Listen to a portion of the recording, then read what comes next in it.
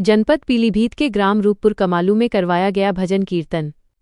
सूत्रों के अनुसार खबर विस्तार से ग्राम रूपपुर कमालू में अमित गंगवार पूर्व प्रधान जी ने शिव मंदिर पर 9 मई 2026 को रात्रि 8 बजे से 10:30 बजे तक श्री राधे रानी का कीर्तन करवाया, जिसमें दूर दूर से आए भक्तों ने और गांव के भक्तों ने आकर श्री राधे रानी के जयकारों के साथ कीर्तन सुने और भरपूर्ण आनंद लिया। जनपद पीलीभीत से रूपक वर्मा की विशेष रिपोर्ट।